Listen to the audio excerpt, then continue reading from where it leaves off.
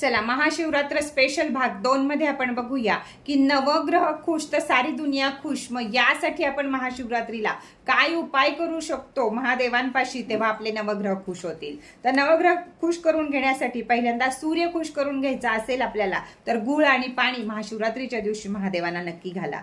चंद्र मजबूत करून घ्यायचा असेल तर तांदूळ, थोडे वाटलेले तांदूळ आणि पाणी हे महादेवांना जरूर घाला। बुध मजबूत करून घ्यायचा असेल तर हिरवे मूग हे महादेवांना जरूर अर्पण करा। गुरु मजबूत करून घ्यायचा असेल तर चण्याची डाळ ही महादेवांना जरूर अर्पण करा। मंगळ प्रसन्न करून घ्यायचा असेल किंवा आपल्यावरची कर्ज ही कमी करून घ्यायची असतील तर महादेवांना मसुराची डाळ अर्पण करा। शनीची 7.5 चालू आहे तर महादेवांना पाणी आणि काळे तीळ अर्पण करा। त्याचबरोबर राहू केतू हे जर दोन्ही आपल्याला त्रास देत असतील तर काळे आणि पांढरे तीळ आणि पाणी हे महादेवांना जरूर अर्पण करा। शुक्र मजबूत करण्यासाठी साखर अर्पण करा। आता या सगळ्या गोष्टी महाशिवरात्रीच्या दिवशी देवळामध्ये करा।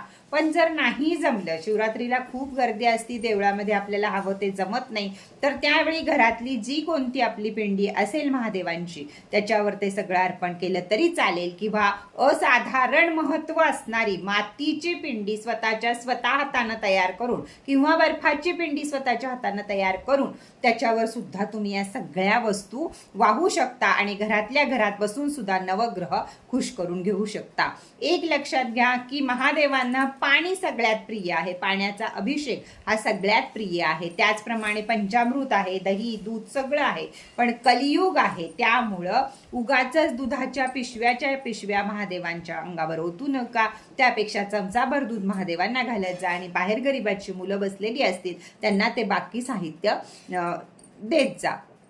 महादेवांचा दाह असतो घशातला, त्यांनी विषप्राशन केले त्यामुळे त्यांना पाणी याचा सगळ्यात मोठा गारवा असतो, त्यामुळे पाणी हे सगळ्यात उत्तम साधन आहे। आणि दूध हे त्या पाण्यामध्ये 1 चमचा घालावं, पंचामृत 1 चमचा घालावं। ना पिंडीला खूप त्रास होत आणि नाही महादेवांना त्रास होत, नाही आपल्याला त्रास होत आणि ते वाया जात नाही, गोरगरिबांना मिळून जातं। म्हणून कोणताही अभिषेक करताना तो याप्रमाणे करावा, एवढं लक्षात ठेवा। हा उपाय तुम्हाला कसा वाटला? नवग्रह खुश करून घेण्यासाठी महाशिवरात्रीच्या दिवशी जरूर हे सारे उपाय करा, म्हणजे नवग्रह आपले खुश होतील आणि आपलं आयुष्य सुधारून जाईल। तर चला परत भेटूया नवीन माहिती बरोबर, नवीन व्हिडिओ बरोबर। तोपर्यंत हर हर महादेव।